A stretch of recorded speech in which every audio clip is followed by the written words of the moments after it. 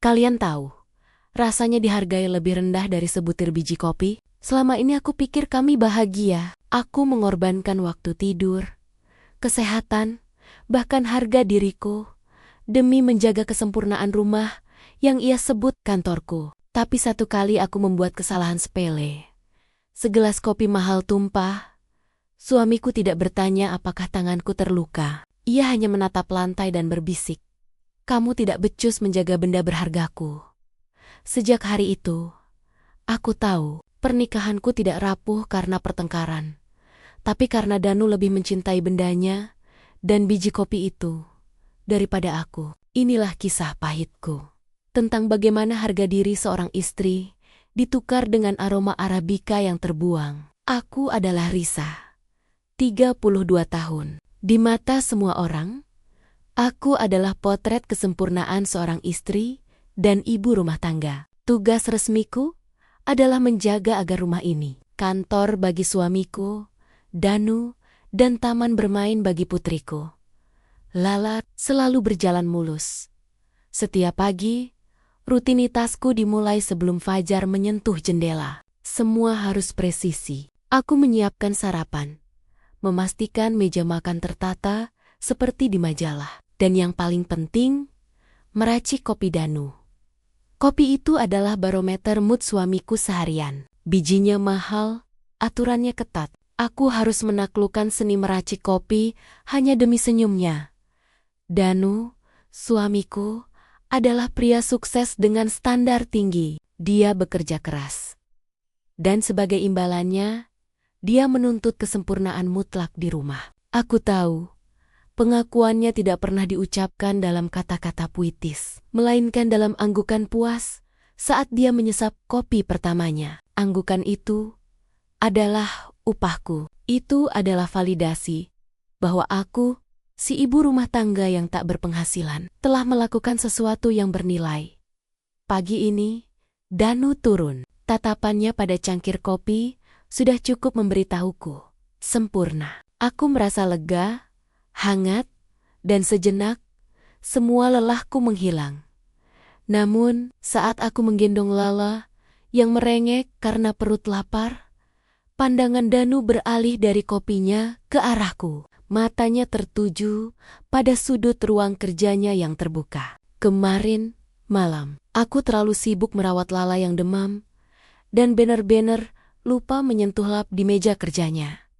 Ekspresi Danu tidak marah, tidak berteriak, tapi itu lebih menyakitkan. Ekspresi kekecewaan yang sangat tenang. Matanya seolah menyampaikan kalimat tanpa suara. "Kamu membuat kesalahan kecil, Risa.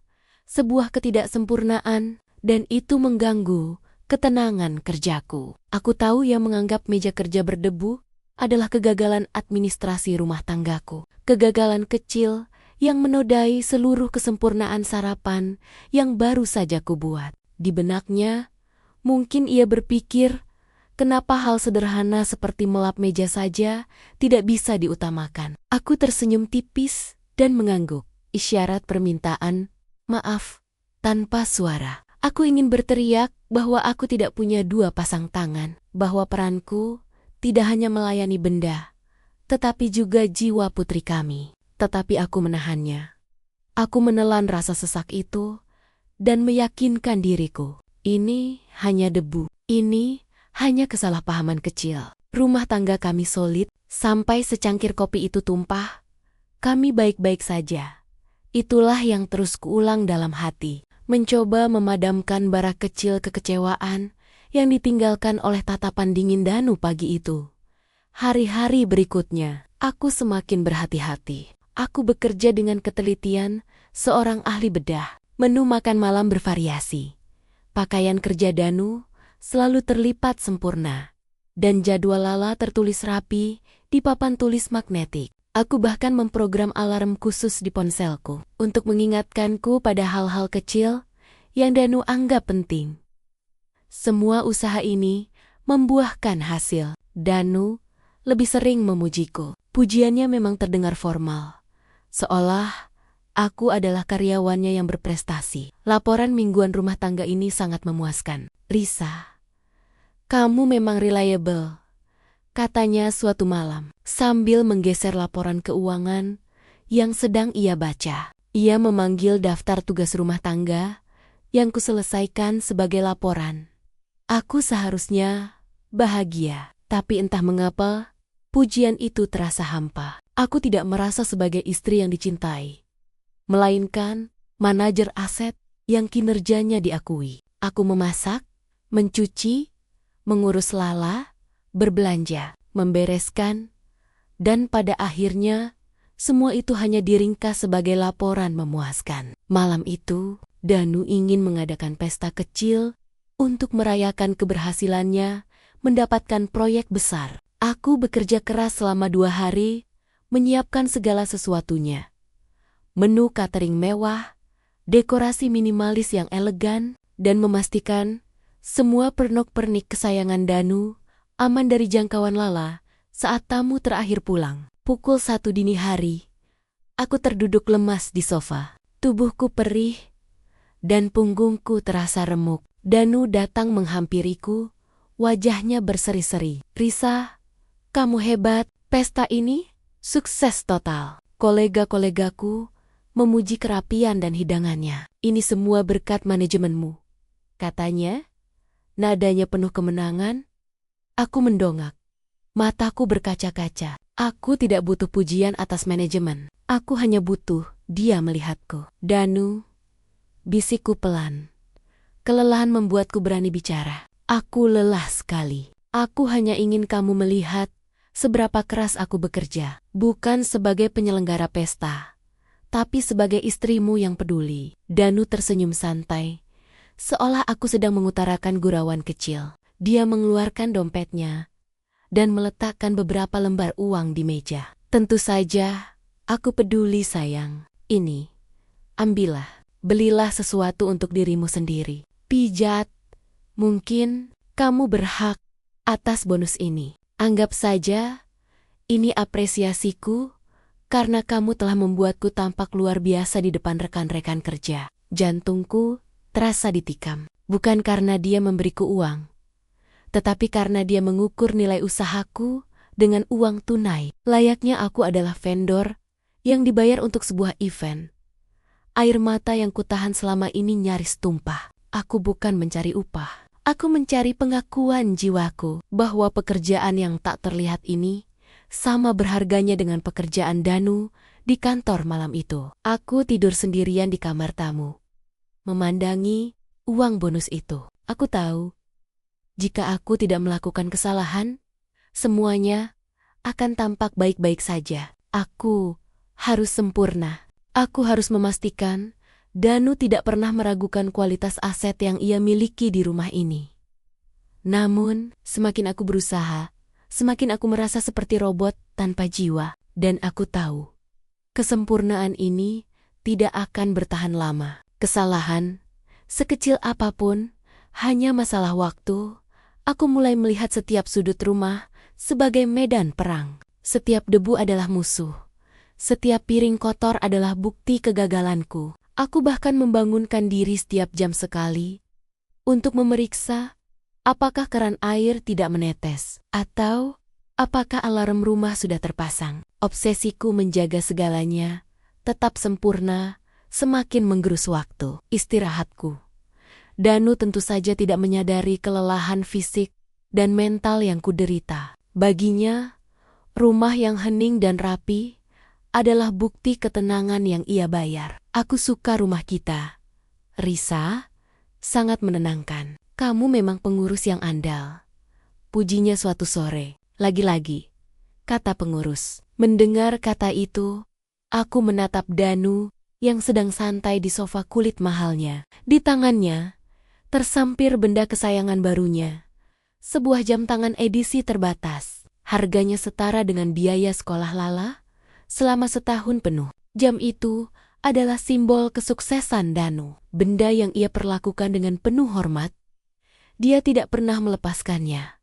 Bahkan saat makan, dia menyeka permukaannya dengan kain microfiber khusus setiap malam. Aku iri, bukan pada jamnya, tapi pada perhatian yang Danu berikan pada benda mati itu. Perhatian yang tak pernah kuterima.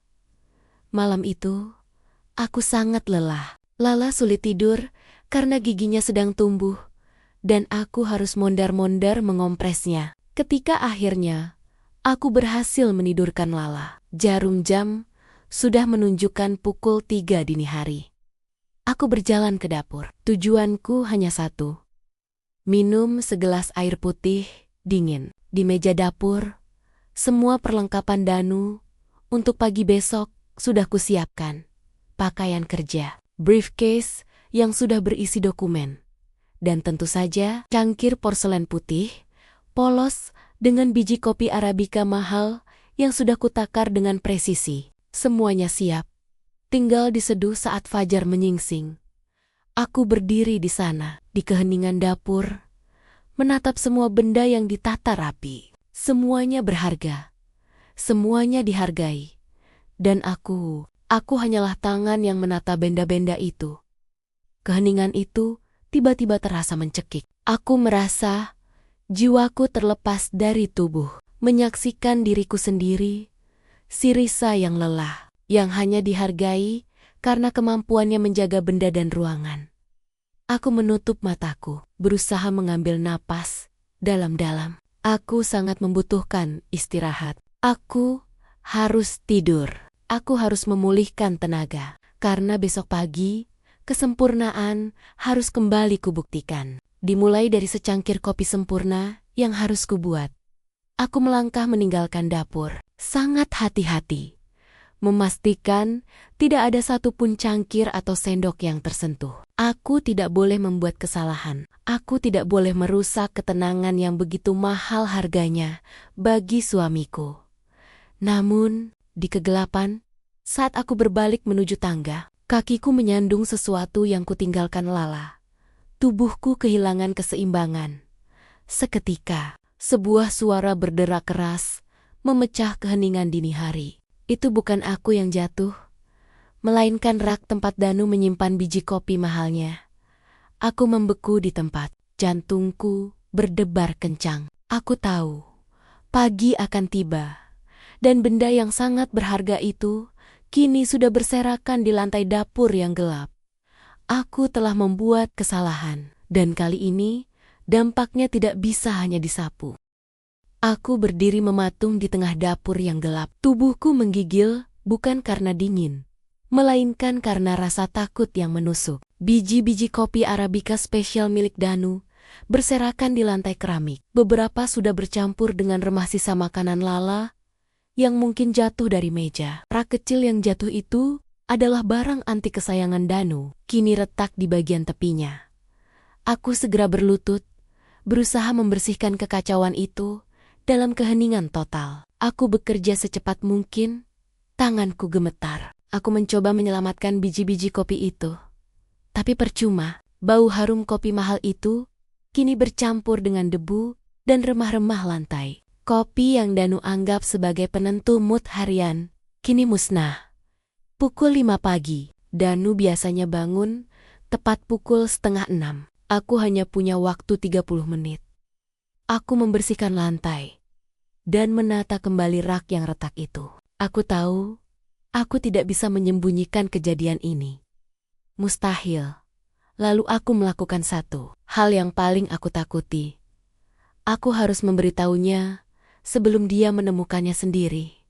Aku masuk ke kamar kami. Danu masih tidur pulas. Aku duduk di tepi tempat tidur, menatap wajahnya. Dia terlihat damai. Aku mengulurkan tangan, ingin menyentuh pipinya dan meminta maaf. Aku ingin dia melihat Risa yang lelah, bukan Risa si pembuat kesalahan.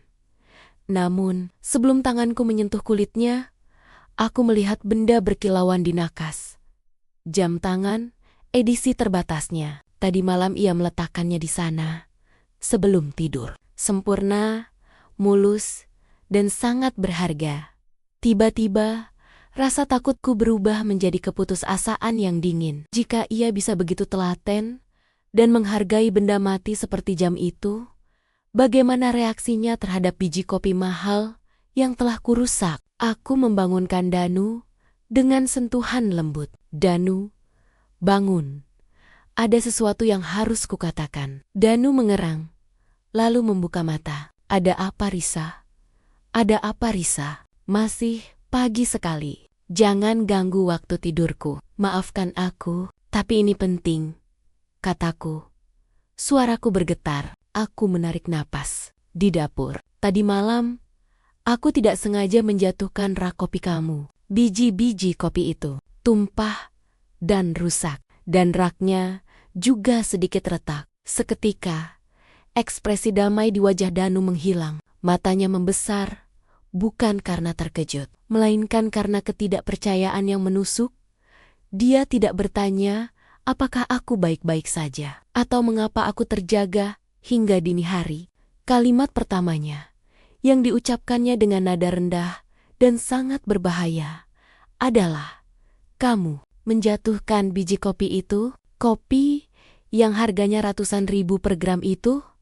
Risa, kamu tahu butuh waktu berapa lama untuk memesan jenis itu lagi?" Dia bangkit dari tempat tidur dan berjalan cepat menuju dapur. Aku mengikutinya dengan hati yang menciut. Dia melihat si sesesa bubuk kopi yang sudah kurapikan. Melihat rak yang retak, dia tidak berteriak, tidak ada kekerasan. Itu lebih buruk. Dia berdiri di sana, diam, memandangi kekacauan itu, seolah melihat kegagalan total di hidupnya. Lalu, dia berbalik dan menatapku. Matanya tajam, penuh tuduhan. "Aku memintamu untuk menjaga rumah ini, Risa, menjaga ketenangan dan kerapian. Itu satu-satunya tugasmu. Tapi, kamu bahkan tidak bisa menjaga benda-benda paling berhargaku. Kamu begitu ceroboh." "Aku hanya lelah, Danu. Lala rewel semalaman," bisikku. Air mata mulai menggenang.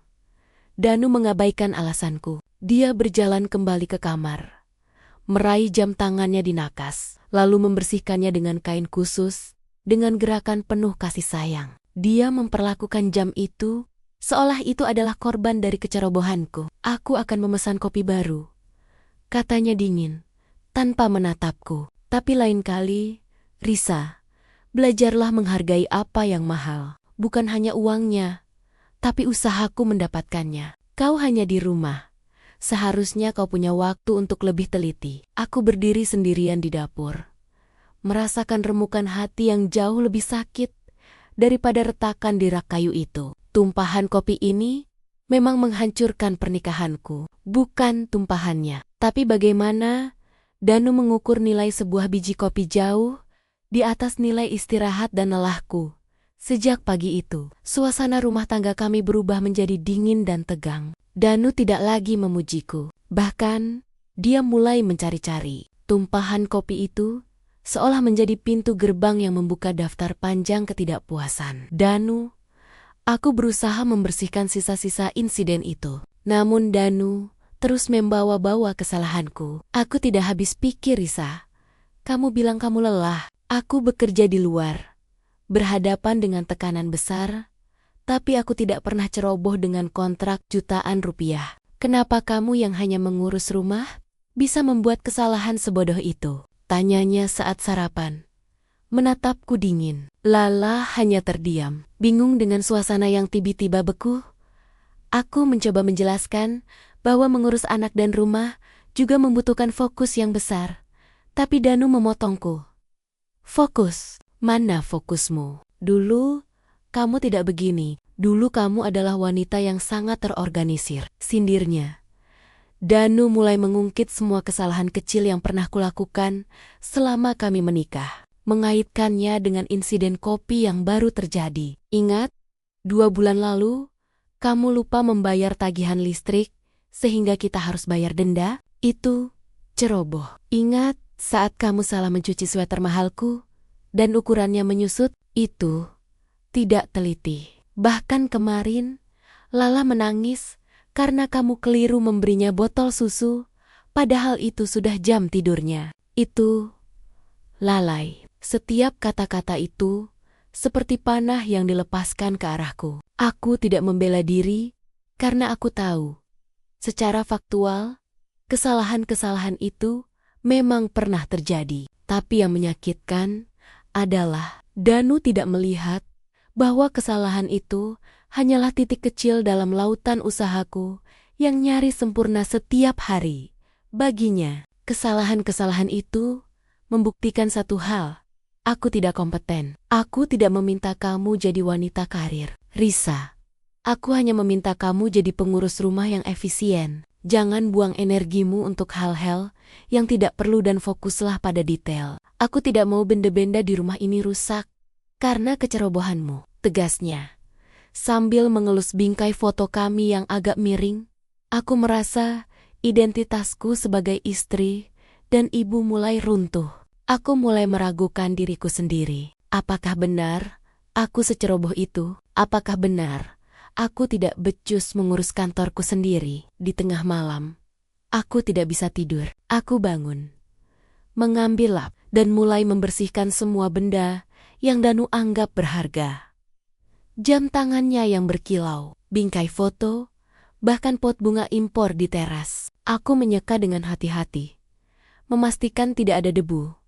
Aku tidak lagi membersihkan karena cinta atau ketulusan. Aku membersihkan karena ketakutan. Takut akan tatapan dingin Danu. Takut akan label ceroboh yang kini melekat padaku. Aku menyadari, Danu tidak hanya menghargai benda lebih dari jiwaku yang lelah. Tapi kini, dia menggunakan kesalahan kecil sebagai pembenaran untuk menghancurkan harga diriku. Aku harus melakukan sesuatu. Aku harus membuktikan bahwa aku tidak ceroboh. Aku harus mencari pengakuan, bukan lagi dari Danu, tapi untuk diriku sendiri. Pagi itu, aku berdiri di depan cermin. Mataku terlihat lelah, tapi di dalamnya ada nyala api yang baru menyala. Label ceroboh, lalai, dan tidak kompeten yang Danu berikan telah mengubahku. Itu menyakitkan, tapi juga menjadi pemicu. Aku tidak akan membiarkan label itu mendefinisikan siapa aku. Danu bersiap berangkat ke kantor. Dia sudah rapi, dan seperti biasa, dia memeriksa penampilan dan barang-barangnya dengan teliti. Dia menyempatkan diri melirik cangkir kopinya. Kopi sudah sempurna. Dia mengangguk singkat, pengakuan tanpa emosi. Aku pulang larut malam ini, katanya sambil memakai jam tangan mahalnya. Ada pertemuan penting. Aku harap rumah sudah rapi sebelum aku kembali. Jangan sampai ada kejutan lain. Aku tidak membalas sapaannya dengan senyum atau anggukan seperti biasa. Aku menatap lurus padanya. Tentu Danu, aku akan pastikan rumah ini rapi, sangat rapi. Ada nada berbeda dalam suaraku. Nada yang tidak ia kenal. Namun, Danu terlalu fokus pada urusan kantornya sehingga dia tidak menyadarinya. Dia hanya mengambil kunci mobil dan pergi setelah pintu tertutup. Aku berjalan ke ruang kerja Danu. Ruangan yang menjadi pusat komando dan tempat ia menilai kinerja rumah tanggaku. Aku melihat tumpukan berkas di mejanya, monitor, dan peralatan kantor canggih. Danu bekerja dengan logika, data, dan presisi. Dia menghargai hasil nyata yang terukur.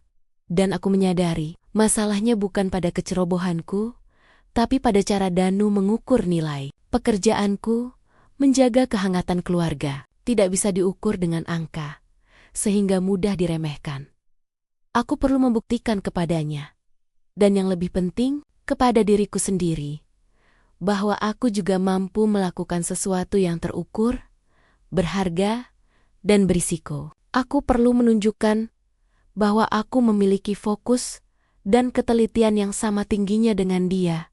Tiba-tiba, ide itu muncul. Mengingat aku tidak bisa bekerja di luar dan meninggalkan Lala, aku akan membuktikan nilai diriku melalui sebuah proyek dari rumah. Teringat saat Danu memarahiku karena biji kopi yang hancur. Aku menyadari bahwa Danu sangat menghargai barang mewah dan langka. Aku akan masuk ke dunia yang sama sekali baru bagiku. Seni kreasi barang mewah yang unik. Aku akan membuat sesuatu yang bernilai tinggi. Sebuah karya seni rumahan yang membutuhkan ketelitian tingkat tinggi. Sesuatu yang ketika selesai, Danu tidak akan mampu meremehkannya. Aku akan memulai sebuah usaha mikro dari rumah. bukan hanya untuk uang, tapi untuk harga diri. Jika aku berhasil menciptakan sesuatu yang Danu anggap berharga dan berkualitas, dia tidak akan bisa lagi melabeliku sebagai ceroboh. Hanya karena tumpahan kopi, aku menghapus sisa air mata dan mengeluarkan buku catatan lama. Aku akan membuat rencana. Ini adalah tujuan baruku. Tujuan untuk mendapatkan kembali jiwaku yang lelah dari label yang Danu tempelkan. Ini akan menjadi perjuangan yang panjang. Dan aku tahu, rintangannya akan sangat berat. Aku harus melakukannya diam-diam. Aku tidak ingin Danu tahu hingga semuanya berhasil. Karena jika aku gagal, penghinaan yang akan kuterima jauh lebih besar daripada insiden kopi itu.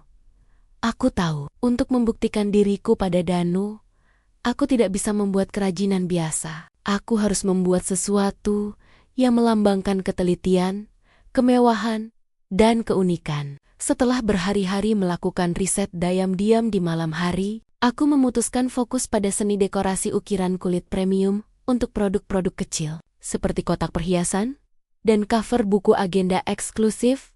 Pekerjaan ini sangat menuntut presisi. Satu goresan salah, seluruh kulit mahal itu akan terbuang. Ini adalah ujian nyata atas label ceroboh yang dilekatkan Danu padaku.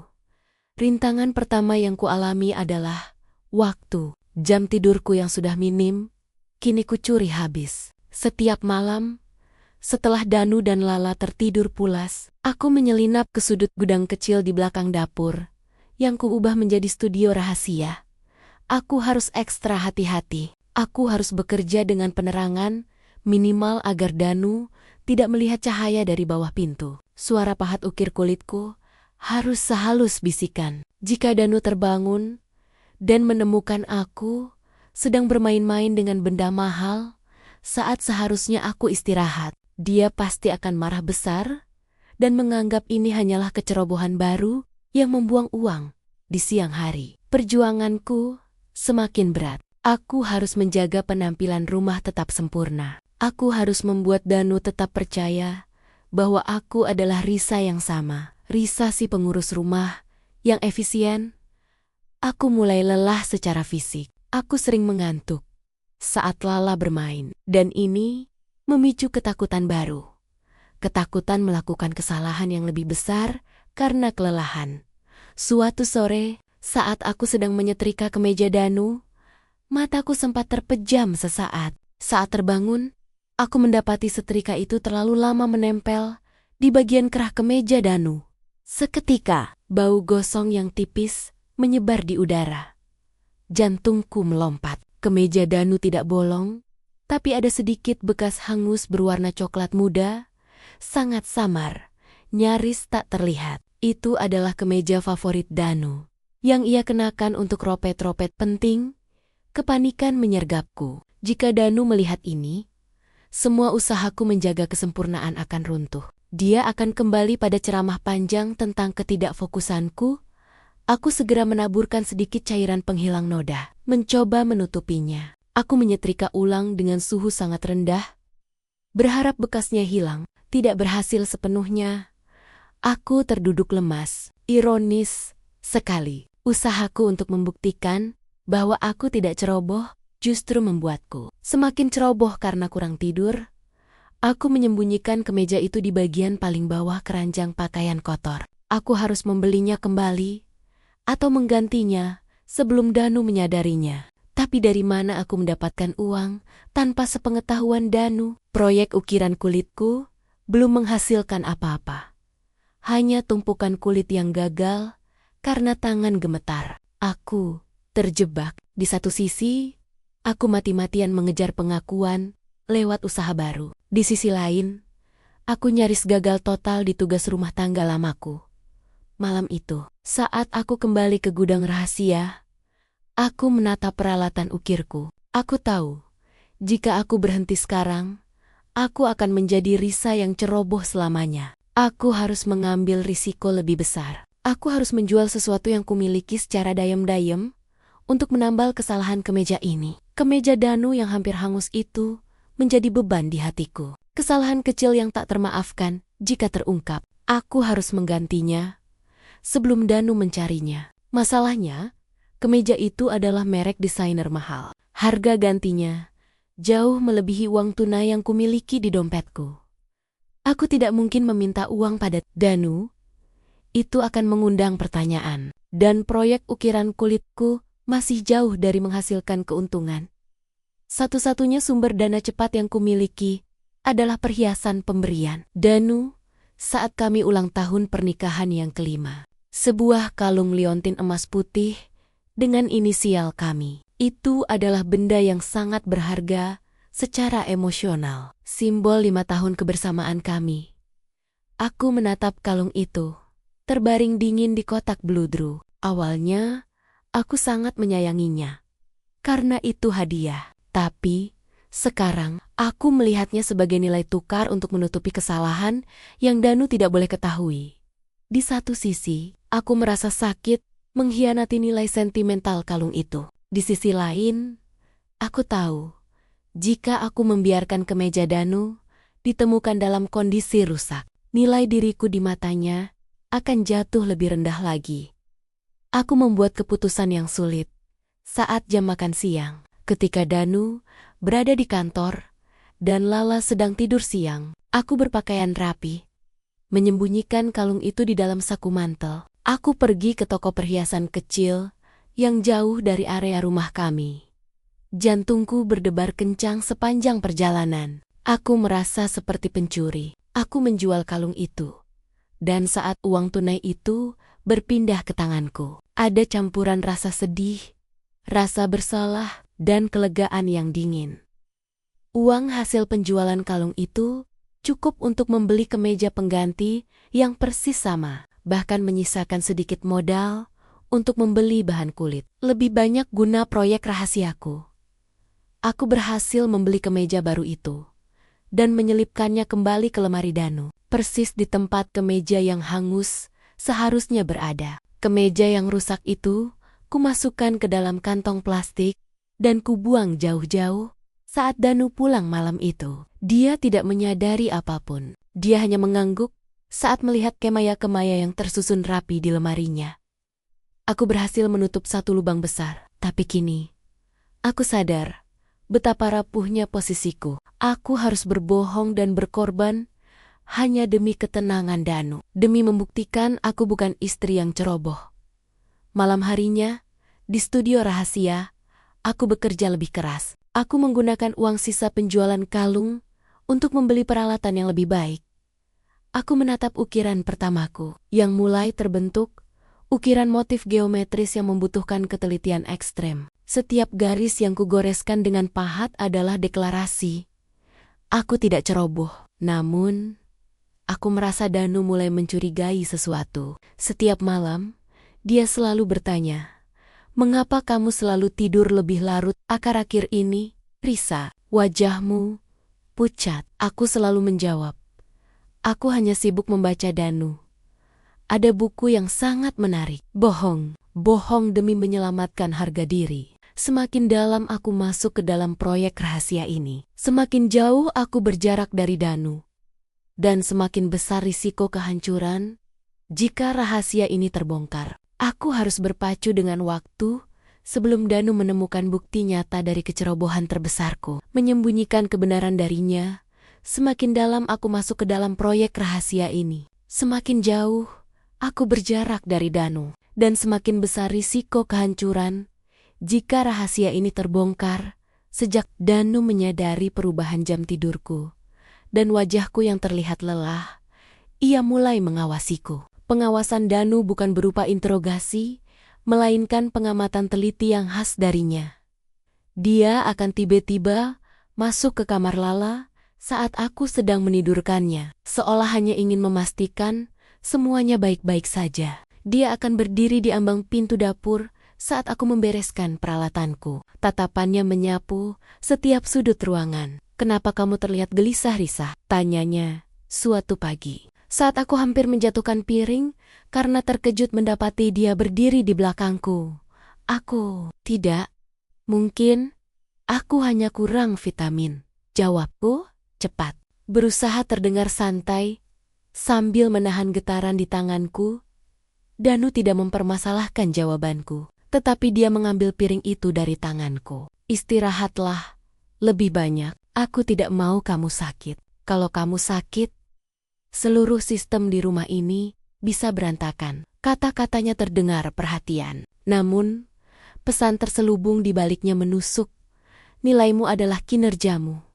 Aku tahu aku harus mengurangi waktu di studio rahasia. Tapi aku tidak bisa berhenti. Aku sudah terlalu jauh. Barang ukiran kulit pertamaku sudah hampir selesai. Itu adalah kotak perhiasan mewah, didesain untuk menunjukkan presisi tingkat tinggi. Aku harus menyelesaikannya. Aku mulai mencari cara baru. Aku menggunakan waktu Lala bermain di taman untuk merancang pola di buku sketsaku. Aku menggunakan waktu mandi Lala untuk membersihkan peralatan ukirku di kamar mandi. Aku memanfaatkan setiap celah.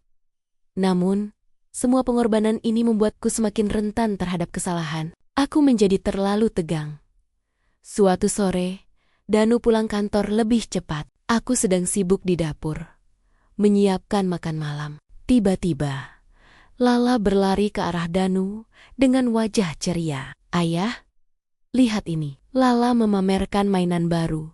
Sebuah cutter ukir kecil yang seharusnya kusembunyikan di studio rahasia. Entah bagaimana, Lala berhasil menemukannya. Mungkin aku terlalu lelah sehingga lupa menguncinya. Wajah Danu seketika menegang. Matanya menatap tajam pada alat tajam di tangan Lala, lalu beralih padaku. Risa, apa ini? Kenapa ada benda tajam seperti ini di sekitar Lala? Suaranya meninggi. Untuk pertama kalinya sejak insiden kopi, aku berlari cepat dan mengambil cutter itu dari tangan Lala. Maaf Danu, aku menggunakannya untuk membuka paket kiriman tadi siang. Aku lupa menyimpannya. Aku berbohong. Merasakan keringat dingin membasahi punggungku, Danu menatapku dengan tatapan curiga yang dingin. Paket apa yang membutuhkan cutter seperti ini? Dan kenapa kamu begitu ceroboh meninggalkannya? Lala bisa terluka serius. Dia tidak peduli dengan paket kiriman. Dia peduli dengan alat berbahaya yang kini ia yakini sebagai bukti kecerobohan terbaruku. Dia memegang pergelangan tanganku, tidak menyakiti, tapi menahanku dengan kekuatan yang mengintimidasi. Jujur padaku Risa, apa yang kamu sembunyikan? Aku tahu, kamu sedang melakukan sesuatu. Jika ini adalah hal bodoh yang membuang waktu atau uang, aku akan sangat kecewa. Aku ingin kamu fokus pada rumah. Itu saja. Aku menunduk. Aku tidak bisa memberitahunya tentang proyek ukiran ini. Belum. Jika aku mengaku sekarang, dia akan meremehkan usahaku dan fokus pada betapa berbahayanya alat itu bagi Lala. Aku harus meyakinkannya. Aku tidak menyembunyikan apa-apa, Danu. Aku janji, aku hanya sangat lelah. Tolong, jangan buat aku merasa semakin tidak becus. Danu melepaskan tanganku. Wajahnya tetap ragu. Aku harap begitu, Risa, karena aku tidak tahan dengan ketidaksempurnaan yang bisa membahayakan keluargaku. Aku selamat kali ini, tetapi aku tahu. Danu kini mulai mengarahkan perhatiannya ke studio rahasia di sudut dapur. Waktu yang kumiliki semakin sempit. Proyek ini harus berhasil segera setelah insiden cutter ukir. Danu mulai lebih sering berada di rumah, berpura-pura bekerja dari ruang kerjanya. Aku tahu, ia sebenarnya mengawasiku. Menunggu aku membuat kesalahan lagi. Tekanan ini membuat tanganku gemetar, bahkan saat memotong sayuran.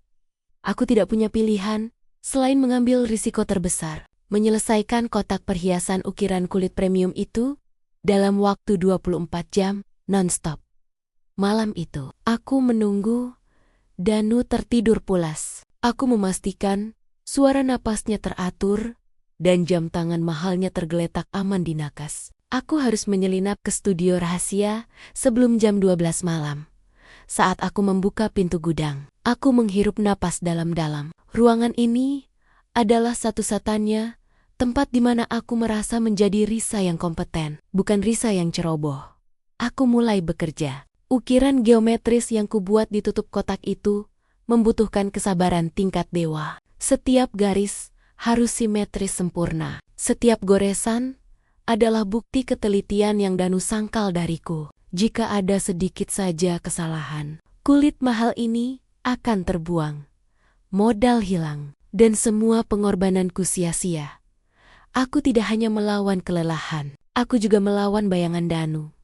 Setiap bunyi aneh di lantai atas membuatku terlonjak. Aku harus berhenti sejenak, menajamkan indera, lalu kembali bekerja. Pukul 3 pagi, mataku terasa perih dan punggungku sakit. Aku teringat, Danu pernah berkata, hanya orang yang tidak profesional, yang tidak bisa memprioritaskan istirahat. Tapi, bagiku, istirahat adalah kemewahan yang hanya bisa kudapatkan setelah harga diriku terbayar lunas. Pukul 6 pagi, matahari sudah terbit. Danu akan bangun sebentar lagi. Aku harus mengemas semua peralatan dan membersihkan sisa kulit sebelum dia turun. Tiba-tiba, aku mendengar pintu kamar Danu terbuka. Terlalu cepat. Dia bangun 15 menit lebih awal dari biasanya. Panik, aku segera menyambar lap dan menyeka rema-rema kulit yang tersisa. Aku harus mengunci kotak perhiasan yang baru selesai ini. Aku mendengar langkah kaki Danu menuruni tangga. Dia pasti menuju dapur untuk mengambil minum. Dengan tangan gemetar, aku meraih kotak ukiran kulit itu. Selesai, indah, sempurna, dan mewah. Sebuah karya yang menunjukkan bahwa Risa tidak ceroboh. Aku berusaha memasukkan kotak itu ke dalam laci tersembunyi. Tepat saat aku menutup laci, Danu berdiri di ambang pintu dapur. Tatapannya langsung tertuju padaku.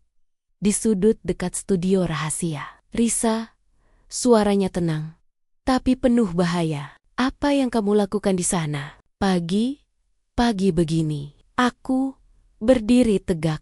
Jantungku berdebar sangat cepat, hingga terasa sakit. Aku harus berbohong lagi. Aku baru saja membersihkan sisa remah makanan Lala semalam. Danu, aku tidak mau semut datang, jawabku.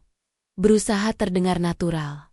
Danu tidak langsung percaya. Dia berjalan perlahan ke arahku. Matanya menyapu lantai, dinding, dan akhirnya berhenti di laci tersembunyi yang baru saja kututup. Aku tidak suka kebohongan, Risa.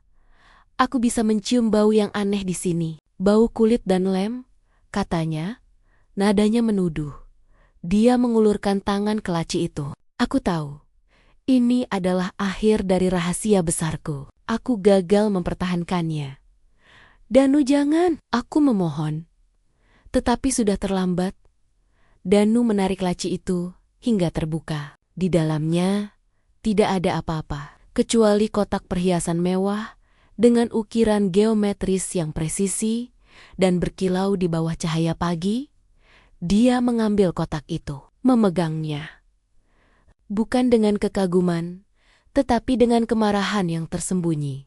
Apa ini, Risa? Kamu menghabiskan uang untuk kerajinan tangan konyol ini? Di saat aku memintamu fokus pada rumah, kamu membuang modal yang seharusnya bisa kupakai untuk berinvestasi. Semua usahaku, semua kelelahan, non-stop, semua pengorbanan, kalung pernikahan, semuanya hanya dianggap sebagai kerajinan tangan konyol. Aku berdiri di sana, hancur. Aku gagal membuktikan bahwa aku tidak ceroboh. Aku hanya membuktikan.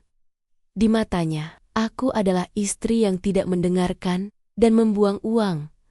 Aku menatap kotak perhiasan itu. Kotak ukiran yang sempurna itu tidak memiliki nilai apapun di mata suamiku. Aku telah mencapai titik terendah. Semua usahaku sia-sia. Hanya ada satu pilihan yang tersisa. Pilihan yang paling sulit dan menyakitkan. Dan aku harus mengambilnya. Danu melempar kotak perhiasan ukiran kulit yang sempurna itu kembali ke dalam laci. Seolah itu adalah sampah. Bukan dengan amarah yang meledak, melainkan dengan kekecewaan yang dingin dan meremehkan. Apa yang kamu harapkan dengan ini, Risa? Kamu berpikir ini bisa menyaingi desain dari Paris atau Milan? Jangan buang waktu dan uang, tenaga dan uang dengan hal-hal yang tidak ada gunanya. Fokus pada apa yang penting, katanya. Suaranya dipenuhi otoritas yang tidak bisa kubantah. Aku merasa seluruh energi di tubuhku lenyap. Aku tidak bisa bergerak. Aku sudah mempertaruhkan segalanya. Menjual perhiasan kenangan dan mengorbankan waktu tidurku hanya untuk membuktikan diriku. Dan ini adalah hasilnya. Penghinaan. Ini bukan tentang uang, Danu. Suaraku terdengar serak. Ini tentang membuktikan bahwa aku bisa teliti. Bahwa aku punya fokus. Bahwa aku punya nilai. Aku tidak mau kamu terus menyebutku ceroboh. Danu menghela napas. Gestur yang sering ia lakukan saat ia merasa aku tidak logis. Dia memijat pelipisnya. Kamu mencoba membuktikan diri dengan membuat mainan, Risa.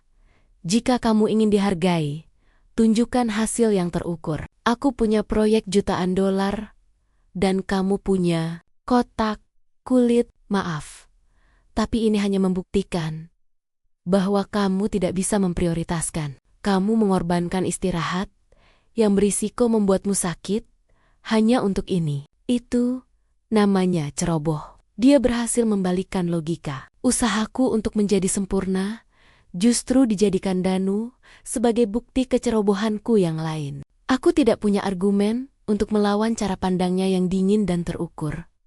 Aku terduduk di lantai dapur, lemas. Lala terbangun mendengar suara ayah ibunya, dan dia berlari ke dapur.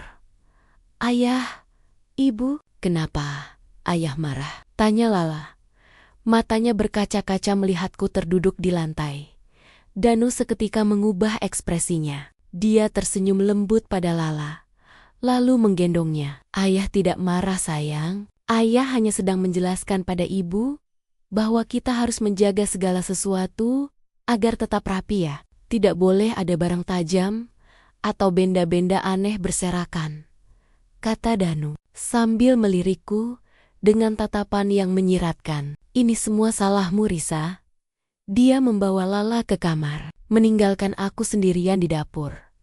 Dikelilingi keheningan yang mematikan, aku mengambil kotak ukiran kulit itu lagi. Aku memandangnya, indah, sempurna, tapi tak bernilai di rumah ini. Aku menyadari, selama aku berada di bawah atap ini, di bawah pandangan Danu yang hanya menghargai uang dan kekuasaan, aku tidak akan pernah dihargai. Aku tidak bisa terus-menerus hidup dalam beang-beang ketakutan akan kesalahan kecil. Aku tidak bisa terus-menerus mencari pengakuan dari seseorang yang menganggap jiwaku lebih rendah daripada biji kopi. Saat itu, di tengah kehancuran emosional, sebuah pemikiran muncul. Pemikiran yang paling menakutkan, namun juga paling membebaskan. Aku harus pergi. Aku harus meninggalkan rumah ini, Danu, dan kehidupanku yang selama ini kubangun dengan ilusi kesempurnaan. Itu adalah pilihan terakhirku. Satu-satunya jalan untuk menyelamatkan harga diri dan kewarasanku. Keputusan itu terasa seperti menghirup udara dingin setelah lama tenggelam. Menyakitkan, tetapi vital. Aku harus pergi. Tapi aku tidak bisa pergi dengan tangan kosong dan tanpa rencana. Aku tidak ingin dicap sebagai ceroboh yang melarikan diri tanpa tanggung jawab. Aku harus pergi dengan martabat. Masalah terbesarku adalah Lala. Danu adalah ayah yang baik, tapi aku tahu Lala membutuhkanku. Aku tidak akan meninggalkannya. Aku harus membawanya. Dan itu membuat rencana ini jauh lebih rumit. Aku mulai menyusun tabungan darurat cerai. Nama yang kuberikan pada sisa uang dari penjualan kalung pernikahan dan sedikit uang belanja yang selalu kukurangi dengan hemat. Jumlahnya sangat kecil. Maka kotak ukiran kulit yang tadinya dicemooh Danu kini menjadi aset terbesarku. Aku tidak akan membiarkan Danu meremehkannya lagi. Aku akan menjualnya. Aku harus mencari pasar. Aku menghubungi beberapa kenalan lama melalui pesan anonim. Berpura-pura menjadi perajin profesional yang menawarkan kotak penyimpanan eksklusif untuk perhiasan. Aku tidak menyebut namaku. Aku hanya fokus pada kualitas dan presisi hasil kerjaku. Butuh waktu beberapa hari yang terasa seperti setahun. Setiap hari, aku harus bertingkah normal di depan Danu, menyiapkan kopi, mencuci, dan tersenyum hambar. Sambil diam-diam mengatur janji pertemuan dengan calon pembeli, malam harinya. Aku duduk di sebelah Lala yang tertidur. Dan aku mulai mengemasi tas kecil. Bukan pakaian, melainkan dokumen-dokumen penting. Akta lahir Lala, ijazahku, dan beberapa surat berharga. Aku menyembunyikan tas itu di dalam laci pakaian dalam, tempat yang mustahil Danu sentuh. Ketegangan mencapai puncaknya saat aku harus meninggalkan rumah untuk bertemu pembeli. Aku berbohong kepada Danu bahwa aku harus mengunjungi ibuku karena sakit mendadak. Danu, yang terlalu sibuk dengan urusan kantornya, hanya mengangguk tanpa menatapku. Jangan terlalu lama. Pastikan rumah terkunci ganda saat kamu pergi. Kalimatnya menusuk. Dia lebih peduli pada keamanan benda mati daripada alasan kepergianku. Aku berhasil menjual kotak ukiran kulit itu dengan harga yang lumayan. Pembelinya sangat menghargai ketelitian dan keindahan ukirannya. Saat aku menerima uang tunai itu, aku merasa sangat kuat. Uang ini bukan pemberian. Ini adalah upah dari ketelitian dan kompetensiku. Hal yang Danu selalu sangkal. Aku telah membuktikan bahwa aku tidak ceroboh, bahwa aku bisa menciptakan nilai yang terukur. Aku kembali ke rumah. Uang tunai itu kurahasiakan. Aku kini punya modal, dokumen, dan tekad. Aku hanya perlu menunggu momen yang tepat. Malam itu, Danu pulang. Dia memintaku menyiapkan camilan karena dia akan menonton berita. Aku masuk ke dapur dan melihat jam tangan mahalnya tergeletak di atas meja tanpa dibersihkan. Danu terlalu lelah untuk menyentuhnya. Jamu ada di meja, Danu, kataku. Ah, iya, nanti saja. Aku lelah. Jawabnya, acuh tak acuh. Aku menatap jam mahal itu, lalu menatap cincin pernikahan di jari manisku. Aku menyadari, jam itu adalah bendanya, dan aku adalah miliknya. Danu lelah dan tidak peduli pada jamnya hari ini. Dan dia juga sudah lelah dan tidak peduli pada jiwaku sejak lama. Aku tahu, aku tidak bisa bertahan lebih lama lagi. Rasa sakit karena diabaikan kini berubah menjadi kekuatan. Aku harus pergi besok. Malam terakhir itu terasa mencekik. Aku menyiapkan makan malam seperti biasa, memastikan Danu mendapatkan porsi kesukaannya. Aku memandikan Lala dan membacakan dongeng dengan suara yang kutahan agar tidak terdengar bergetar. Aku mencoba merekam setiap detail kecil tentang mereka. Senyum Danu saat menikmati makanan dan pelukan hangat Lala di leherku. Ini adalah perpisahan dayam-dayam yang harus kulakukan sendirian. Aku menunggu hingga pukul 3 pagi. Suara hujan di luar membantu menutupi pergerakanku. Aku menyelinap ke laci, mengambil tas kecil berisi dokumen. Aku mengenakan pakaian yang paling sederhana dan senyap sebelum aku meninggalkan kamar. Aku berdiri di samping tempat tidur Danu. Dia tidur nyenyak, tampak damai, benar-benar tidak menyadari bahwa asetnya yang paling berharga akan segera pergi. Aku tidak meninggalkannya surat. Surat hanya akan memberinya kesempatan untuk membalikan kesalahan ini padaku. Risa ceroboh dan tidak bertanggung jawab. Dia kabur tanpa berbicara. Aku hanya meninggalkan cincin pernikahan kami di nakas, tepat di samping jam tangan mahalnya. Simbol yang jelas.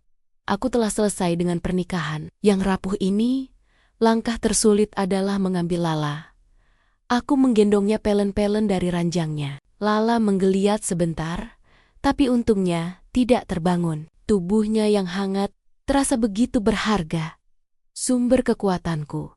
Saat aku menggendongnya dan berjalan menuruni tangga, aku melihat sekeliling rumah yang selalu kuurus dengan sempurna. Lantainya mengkilap, udara segar, tidak ada debu. Aku telah membuktikan bahwa aku tidak ceroboh, Tapi di rumah ini, kesempurnaan tidak dihargai.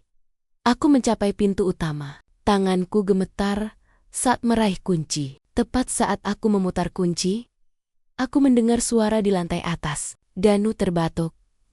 Mungkin terbangun. Jantungku terasa berhenti. Aku membeku di tempat.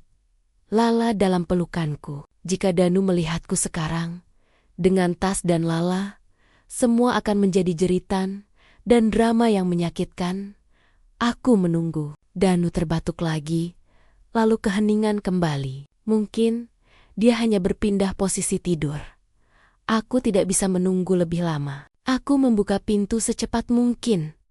Tanpa membuat suara berderit, aku melangkah keluar ke tengah hujan rintik-rintik, menutup pintu di belakangku dengan sangat hati-hati.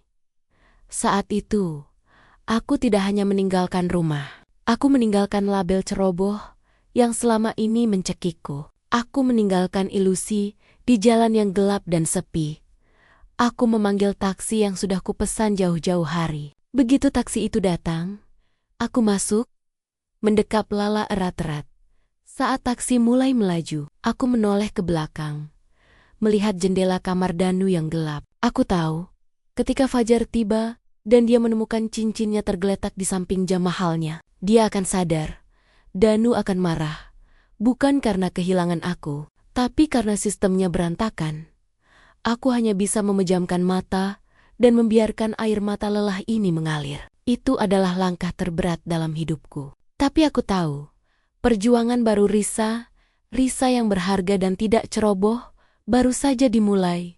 Fajar menyingsing. Di tempat persembunyian sederhana kami, sebuah rumah kontrakan kecil di pinggiran kota, aku memeluk Lala yang masih terlelap. Aku tidak tidur semalaman. Rasa lega bercampur dengan ketakutan yang mencekam. Aku tahu, saat ini Danu pasti sudah bangun. Aku membayangkan momen ketika dia menyadari aku pergi di rumah itu. Danu bangun. Dia meregangkan tubuh, lalu meraih nakas untuk mengambil jam tangan mahalnya. Matanya langsung tertuju pada benda berkilauan di samping jam itu. Cincin pernikahanku. Dia tidak bergerak selama beberapa saat. Kopi Arabica sempurna yang kubuat masih hangat di meja. Namun, Danu tidak menyentuhnya. Seluruh sistemnya, yang harusnya sempurna, terasa terhenti. Dia bergegas ke kamar Lala. Kosong, lalu ke lemariku. Kosong, kecuali beberapa potong pakaian lama. Baru saat itu, Danu menyadari skala kekacauan ini. Dia tidak mencari istri dan anaknya. Dia mencari keseimbangan yang hilang. Siapa yang akan menyiapkan kebutuhan kantornya? Siapa yang akan mengurus Lala? Siapa yang akan menjaga kesempurnaan rumah yang selama ini ia banggakan? Danu mulai meneleponku. Puluhan kali, tetapi ponselku sudah kumatikan. Sementara itu, di tempat persembunyian, aku menyalakan kembali ponselku. Dalam hitungan detik, puluhan pesan masuk dari Danu. Aku membacanya dengan hati yang sakit. Pesan-pesan itu tidak berisi kata-kata cinta atau permohonan untuk kembali. Sebaliknya, Risa, ini sangat tidak profesional. Kamu tidak bisa menghilang begitu saja. Ini mengganggu jadwal kerjaku. Lala, di mana? Jika dia tidak sekolah hari ini, itu akan merusak rapornya. Jangan ceroboh. Kenapa kamu tidak tinggalkan catatan tentang kode alarm rumah? Aku harus mengganti semua kuncinya sekarang. Kamu sengaja membuat masalah? Aku tahu kamu marah karena insiden kotak kulit. Tapi lari seperti ini adalah kegagalan terbesarmu. Jangan kekanak-kanakan. Tidak ada pengakuan atas kelelahan atau usaha kerasku. Semua yang ia pedulikan adalah dampak kegagalanku pada sistemnya. Bahkan dalam krisis ini, ia tetap melabeliku ceroboh dan tidak profesional.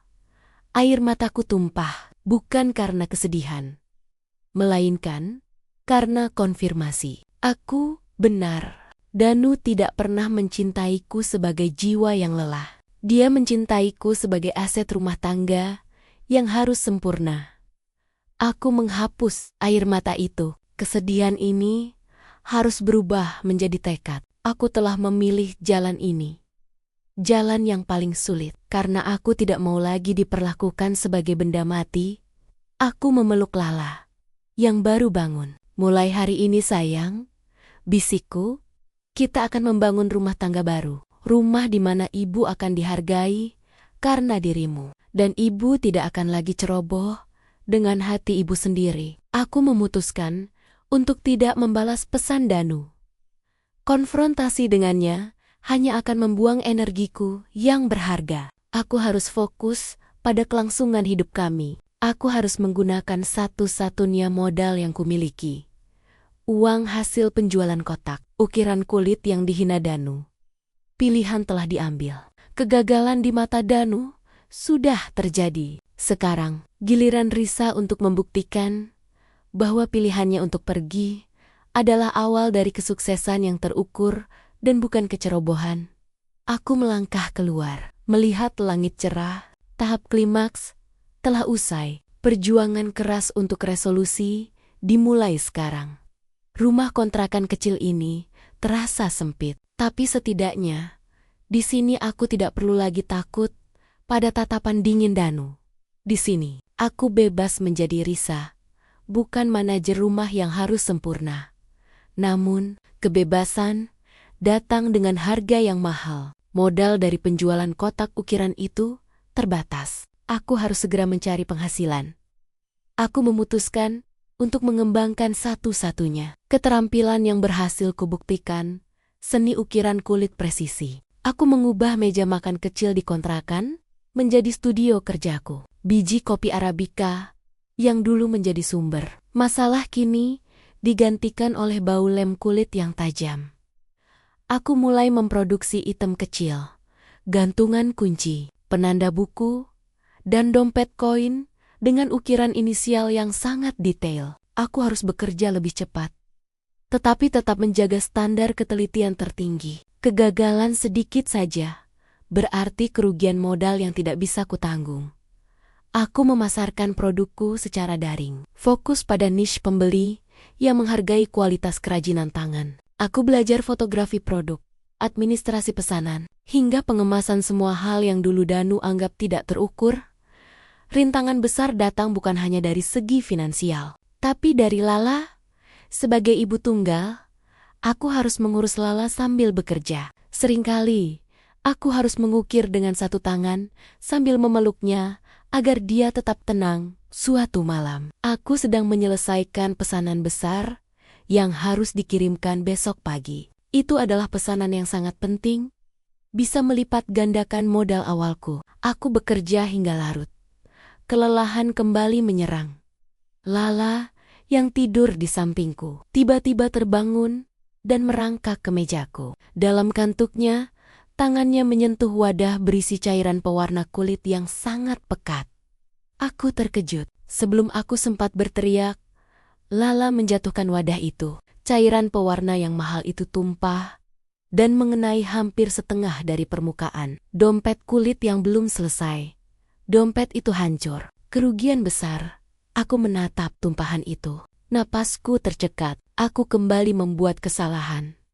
Kesalahan yang merugikan. Tangan Lala kotor, dompet pesanan rusak, dan modal yang tersisa semakin menipis. Air mata yang sudah lama kutahan kembali tumpah. Bukan karena dompet itu, tapi karena rasa takut yang familiar. Apakah aku memang ceroboh? Apakah Danu benar? Lala melihatku menangis dan mulai ikut menangis ketakutan. Aku menarik napas dalam-dalam. Aku melihat sisa tumpahan pewarna itu. Itu adalah momen refleksi. Aku tidak akan membiarkan tumpahan kecil ini menghancurkanku lagi. Aku memeluk Lala, menenangkan dirinya. Lalu, aku kembali ke meja kerja. Aku memotong bagian dompet yang rusak. Aku tidak membuang sisanya. Aku menggunakan sisa kulit itu bersama tumpahan pewarna yang sudah mengering di meja untuk menciptakan desain baru. Aku mengubah noda tak terduga itu menjadi pola abstrak yang unik. Sebuah karya yang lahir dari kesalahan. Paginya, aku menghubungi pembeli, menjelaskan situasiku. dan menawarkan desain yang unik itu dengan harga yang sama. Pembeli terkesan dengan kejujuran dan kreativitasku dalam menghadapi kesalahan. Setuju. Saat pengiriman sukses, aku menyadari sesuatu yang penting. Kesalahan tidak mendefinisikan nilaiku. Yang mendefinisikan adalah caraku bangkit dan berkreasi dari kesalahan itu. Aku tidak ceroboh. Aku hanya manusiawi. Aku akhirnya menemukan pengakuan yang kucari, bukan dari Danu, tapi dari para pembeli yang menghargai ketelitian dan jiwa dalam setiap ukiranku. Beberapa minggu berlalu, usaha ukiran kulitku mulai berkembang pesat. Aku bahkan harus merekrut seorang ibu rumah tangga tetangga untuk membantuku mengemas pesanan. Aku berhasil membuktikan bahwa Risa adalah wanita yang teliti dan kompeten di bidangnya.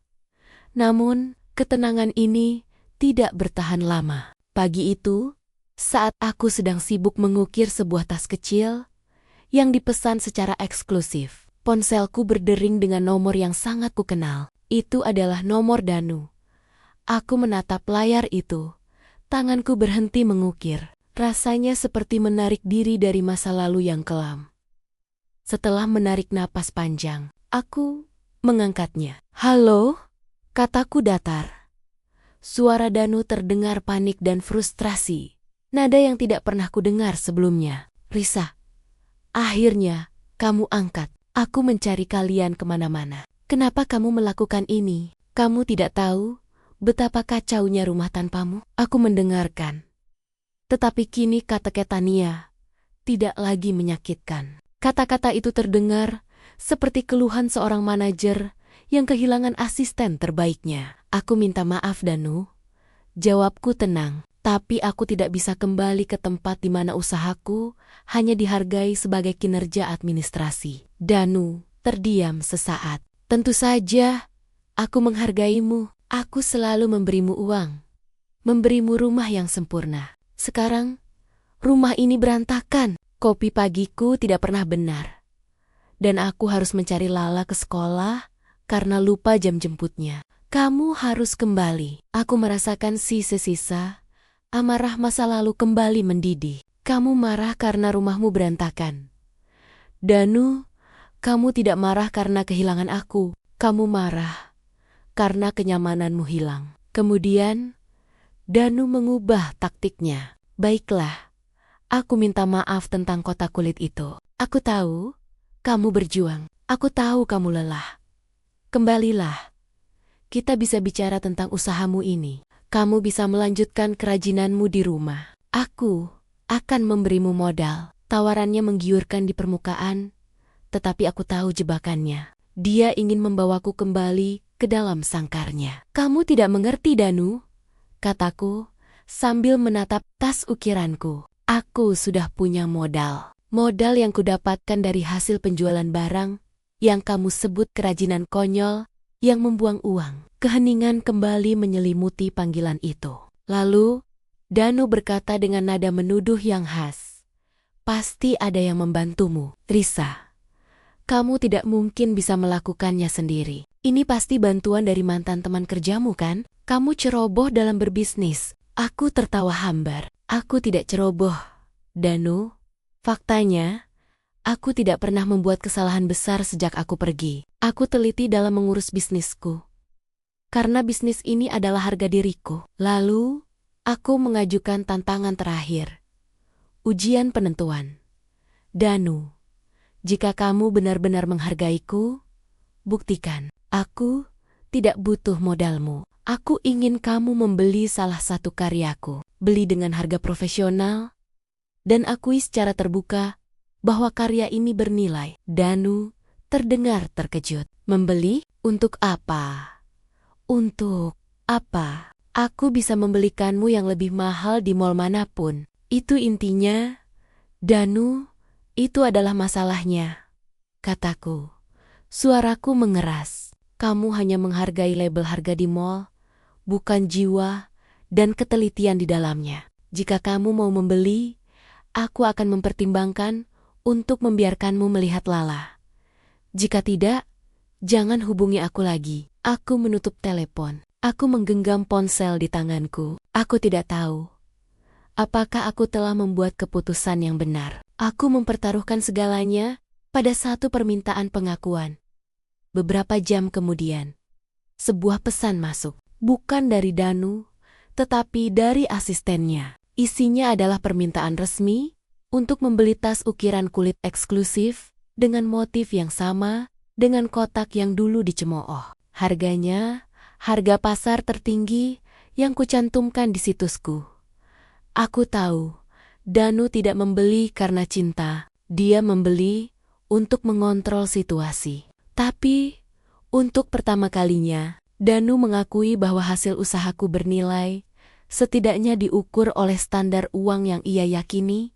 Aku mengirimkan tas ukiran kulit itu kepada Danu melalui kurir. Tanpa catatan apapun, itu adalah transaksi profesional, bukan hadiah. Aku telah membuktikan kompetensiku dengan ketelitian di setiap jahitan dan ukiran. Beberapa hari setelahnya, Danu datang. Ia berdiri di depan pintu kontrakan kecilku, terlihat jauh lebih berantakan dan lelah daripada saat aku meninggalkannya. Kemejanya kusut, kopinya pasti tidak enak, dan matanya tampak tidak fokus. Aku datang untuk melihat Lala, katanya, suaranya sedikit memohon. Aku mengizinkannya masuk. Aku mengamati Danu. Dia tidak melihat keindahan rumah kecil kami yang berantakan karena adanya bahan kulit berserakan. Dia melihat Lala saat Lala berlari dan memeluknya. Wajah Danu melembut. Setelah bermain dengan Lala, Danu duduk di sofa tua kami. Dia mengeluarkan tas ukiran kulit yang kubuat. Dia memegangnya, tidak dengan marah, tetapi dengan kebingungan. Tas ini, ukirannya sangat halus. Risa, detailnya, ini benar-benar tidak ceroboh, katanya. Mengakui secara langsung, kata yang selama ini ia gunakan untuk menghancurkanku. Aku selalu teliti. Danu, hanya saja kamu tidak pernah melihatnya. Jawabku pelan. Aku tahu, aku terlalu sibuk memastikan hal-hal besarku sempurna, sampai aku lupa bahwa hal-hal kecil yang kamu urus itu juga butuh perhatian. Aku minta maaf, bukan karena aku tidak menghargai pekerjaan rumah tanggamu, tapi karena aku menganggapnya mudah dan sepele. Dia menarik napas. Aku merindukanmu, Risa. Dan Lala, aku merindukan keseimbangan yang kamu ciptakan. Aku menatapnya. Permintaan maafnya datang, tetapi hanya setelah dia melihatku berhasil menciptakan nilai yang dia kenal uang atau kualitas produk. Itu adalah pengakuan yang terlambat dan bersyarat. Aku tersenyum tipis. Aku merindukan Lala, dan aku merindukan diriku yang dulu kuharap kamu hargai. Tapi, Risa yang sekarang, Risa yang mandiri, tidak bisa kembali ke rumah itu. Danu terkejut. Tapi, kenapa? Aku bisa membantumu. Kita bisa bersama lagi. Aku tidak butuh bantuanmu, Danu. Aku butuh pengakuan dari diriku sendiri. Di rumah itu, aku adalah bayangan yang takut membuat kesalahan. Di sini, aku adalah Risa yang berani membuat kesalahan dan bangkit dari sana. Aku tidak ceroboh. Aku hanya manusiawi. Tepat saat itu, Lala datang membawa sebuah clutch kecil yang baru kuselesaikan. Clutch itu diukir dengan motif matahari yang rumit. Ayah, lihat, ini ibu yang buat. Kata ibu, ini buat aku. Keras sekali bikinnya. Ayah, Lala berkata riang. Danu mengambil clutch itu, melihat detail ukirannya, lalu menatapku. Dia akhirnya mengerti. Bukan sekadar nilai uang, tapi jiwa yang kumasukkan ke dalamnya. Danu mengangguk. Dia tidak marah, tidak memohon. Dia menerima. Kamu benar, Risa. Kamu sudah membuktikan bahwa kamu bukan wanita yang ceroboh.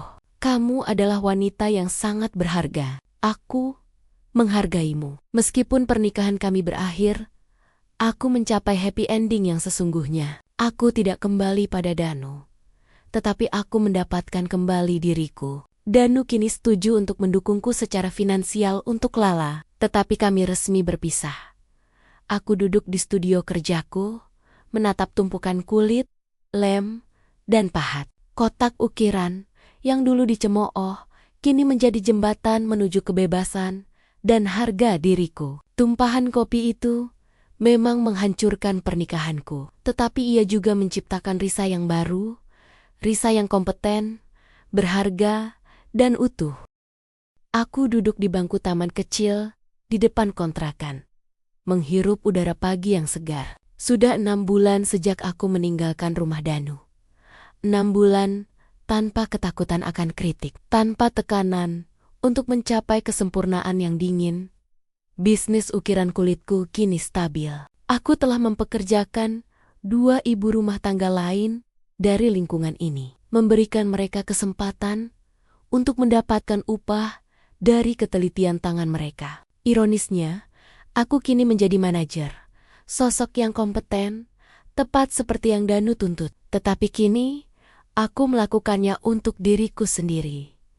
Aku merenungkan kembali perjalanan ini. Dulu, Danu mendefinisikan nilai diriku berdasarkan kemampuan menghindari kesalahan dan kenyamanan yang kuberikan padanya. Kesalahan kecil seperti tumpahan kopi atau debu di meja adalah bukti kegagalan.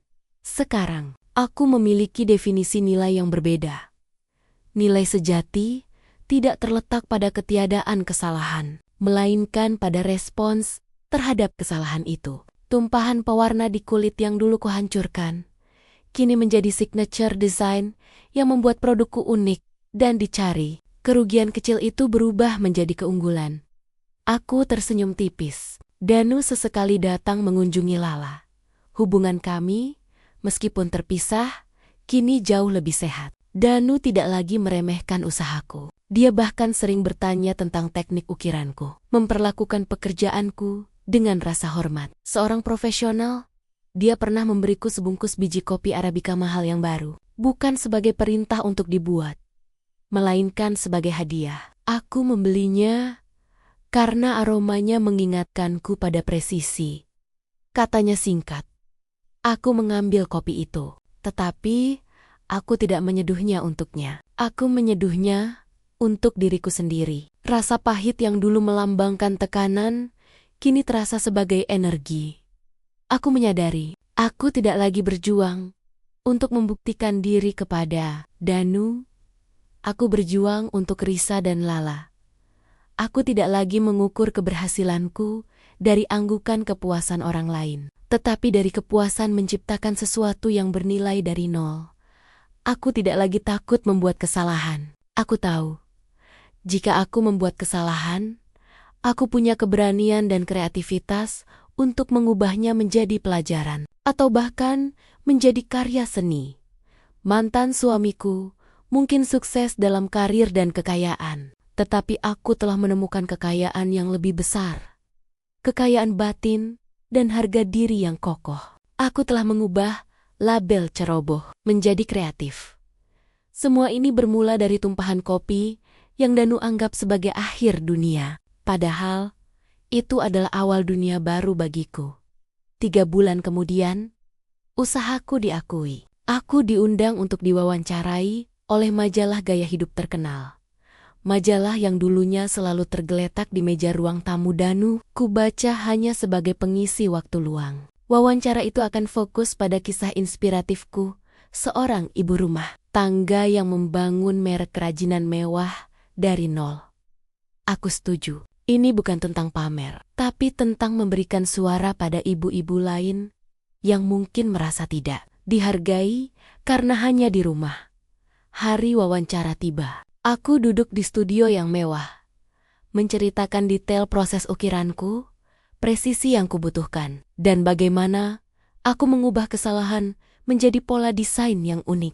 Aku menceritakan tumpahan pewarna yang hampir menghancurkan modal awalku, dan bagaimana aku bangkit. Jadi, tanya pewawancara, apa yang menjadi pemicu terbesar Anda untuk membuktikan diri Anda kompeten? Aku tersenyum, menatap lurus ke kamera. Pemicunya adalah rasa sakit karena diremehkan. Dulu, saya dicap ceroboh hanya karena kesalahan-kesalahan kecil. Ada orang yang lebih menghargai benda mati daripada jiwa yang lelah. Saya harus membuktikan bahwa Risa tidak ceroboh dan bahwa pekerjaan rumah tangga maupun pekerjaan kreasi sama-sama menuntut ketelitian yang tinggi. Wawancara itu ditayangkan seminggu kemudian. Dampaknya luar biasa. Pesanan melonjak, dan yang paling mengejutkan, aku menerima banyak pesan dari ibu-ibu lain yang mengucapkan terima kasih karena telah mewakili perasaan mereka. 2 hari setelah wawancara itu viral, Danu datang ke kontrakanku. Dia tidak datang untuk melihat Lala, melainkan untuk bertemu denganku. Ekspresinya rumit, campuran bangga, penyesalan, dan rasa kehilangan. Aku melihat wawancaramu, katanya. Suaranya pelan. Itu sangat menyentuh. Kamu terdengar sangat kuat, Risa. Aku hanya mengangguk. Aku minta maaf. Dulu, saat kamu bilang kamu ingin diakui, aku hanya bisa menawarkan uang atau pujian formal. Aku tidak melihat jiwamu dalam pekerjaanmu. Danu mengakui sambil menatap tas kulit hasil karyaku di meja. Kemudian, dia mengeluarkan sesuatu dari sakunya. Itu adalah bingkai foto. Foto Danu, Lala, dan aku diambil saat kami masih menikah. Dulu, aku selalu memarahi jika bingkai ini miring atau berdebu. Katanya, aku terlalu fokus pada kesempurnaan bingkai. Aku lupa kenangan di dalamnya, yang jauh lebih berharga. Dia lalu meletakkan bingkai itu di meja kerjaku. Di sebelahnya, dia meletakkan sebuah kotak kecil berisi biji kopi Arabica yang sama, edisi spesial dan langka. Ini bukan hadiah, Risa, katanya. Nadanya tulus. Ini pengakuan. Kopi ini melambangkan ketelitian yang aku cari. Aku memberikannya kepadamu. Karena kini, kamu adalah sumber presisi yang aku kenal. Aku tidak akan memintamu menyeduhnya. Aku hanya ingin kamu tahu. Aku menghargai dirimu yang sekarang. Meskipun pengakuan itu datang terlambat untuk menyelamatkan pernikahan kami, itu adalah klimaks emosional yang kubutuhkan. Danu akhirnya melihat Risa bukan sebagai aset rumah, tetapi sebagai individu yang menciptakan nilai. Air mata haru membasahi pipiku. Bukan air mata sedih, melainkan air mata kelegaan. Aku telah memenangkan perang harga diri. Aku telah mengubah biji kopi yang dulu menjadi racun menjadi simbol penghormatan. Terima kasih, Danu. Kataku tulus. Aku juga menghargai kejujuranmu hari ini. Danu pergi, meninggalkan bingkai foto kenangan dan biji kopi mahal itu. Aku tidak menyentuh biji kopi itu, tetapi aku memeluk Lala yang datang menghampiriku. Lala kini lebih ceria. Dia tumbuh dalam lingkungan di mana ibunya merasa dihargai dan kuat. Aku menatap bingkai foto lama kami. Aku telah belajar bahwa cinta sejati bukanlah cinta yang menuntut kesempurnaan. Cinta sejati adalah yang melihat kelelahan dan ketidaksempurnaan kita, namun tetap memilih untuk menghargai usaha kita malam itu. Setelah Lala tertidur, aku duduk di studio kecilku, dikelilingi oleh peralatan ukir. Aku mengambil biji kopi yang diberikan Danu, membungkusnya dalam selembar kulit sisa, dan mengukirnya dengan indah. Aku menciptakan liontin kecil dari biji kopi itu. Liontin itu akan kugantung di dinding studio kerjaku. Liontin itu adalah simbol, itu adalah pengingat bahwa hal-hal yang dianggap sepele atau kesalahan yang menyakitkan bisa diubah menjadi kekuatan dan keindahan yang abadi.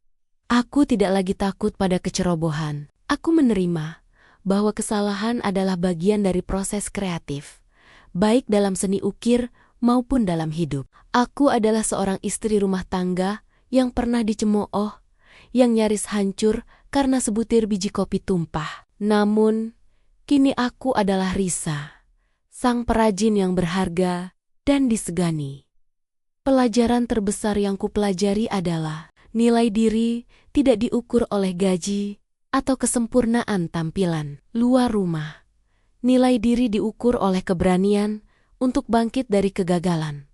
Ketelitian yang Danu cari ada di dalam diriku. Hanya saja, Aku harus menemukannya dan menggunakannya untuk kepentingan diriku sendiri, bukan untuk validasi orang lain. Aku menatap biji kopi yang telah kuubah menjadi seni. Aku tersenyum. Aku telah mencapai happy ending yang paling otentik. Damai dengan diri sendiri. Pernikahanku memang hancur karena tumpahan kopi yang Danu anggap sebagai kecerobohan tak termaafkan. Tetapi, tumpahan air mataku dan tumpahan pewarna di kulit justru menjadi fondasi bagi hidup baruku yang penuh martabat. Di luar jendela, bulan bersinar terang. Aku mengemasi peralatan kerjaku. Besok adalah hari baru.